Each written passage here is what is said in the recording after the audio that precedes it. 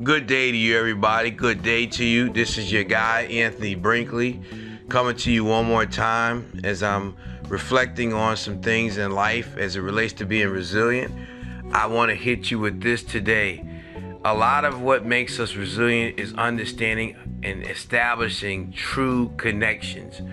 Understanding and establishing true connections. What are you connected to? And as I think about life each day as we get older, and I can relate to this because I've just turned 57 years old. As I think about my life, I start to think about what are those connections that truly matter. And some of us have gotten so caught up into life and our routines that the people that we say that matters the most to us, a lot of times we have not seen them in a while. A lot of times we have not connected with them in a while. A lot of times we have not allowed ourselves to reestablish those bonds that help us be reminded of the true essence of life, the true essence of love, the true essence of relationship.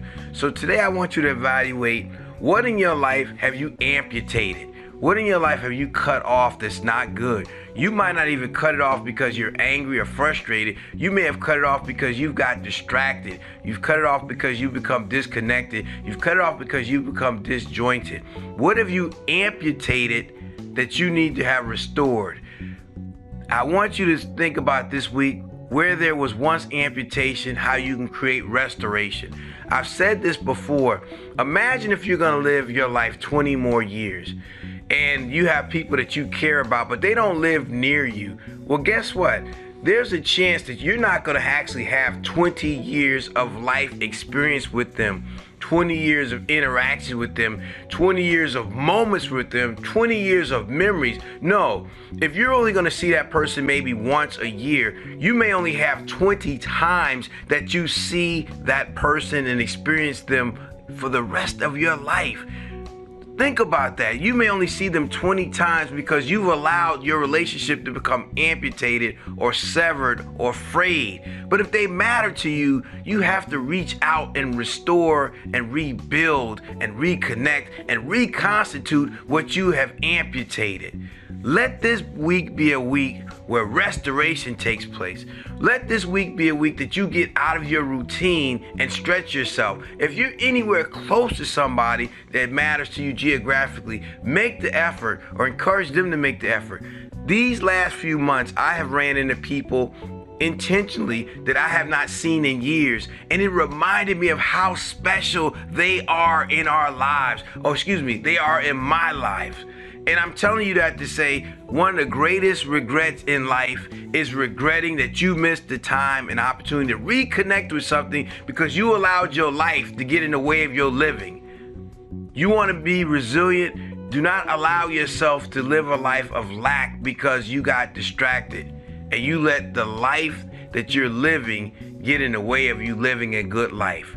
This is the week that I want to encourage you. Maybe you have to start off with a phone call. You can't visit them right now. But reestablish, reaffirm, reunite. Maybe we need to do a family reunion. Maybe you need, whatever it is you need to do. Let this be a week. Let this be a day. Because you know in America, every day, 8,200 people die. So if you're thinking tomorrow's the day I can reconnect, no, you don't know that. Let this be the time that you reestablish, you reconnect, you rejoin, and you rejoice in the great relationships that was gifted to you by God that maybe you've taken for granted. So you don't have to become resilient because you have access to knowledge and wisdom and joy and perspective and experiences. So in the day that somebody leaves this earth, you don't have regret. You can actually celebrate a life well lived and experiences connected with you and those that you love. And I love you. Like, share, subscribe. But remember, let this week be a week of restoration where there was once amputation. Peace and blessings to you.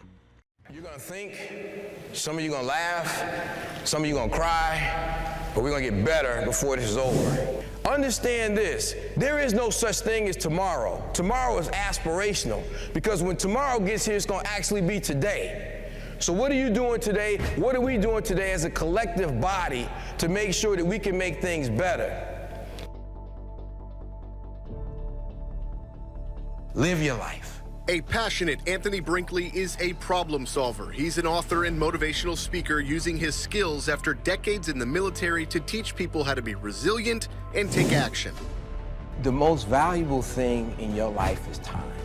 Every day in America, 7,000 people die. So 7,000 people that thought they were gonna wake up today didn't. Anybody besides me never thought they'd be 30 years old? Put your hand up. I would get up and put my mask on. Hey, Brinkley, how you doing? I'm doing great. And that's why I come here to talk to you, to remind you that you're not what you went through.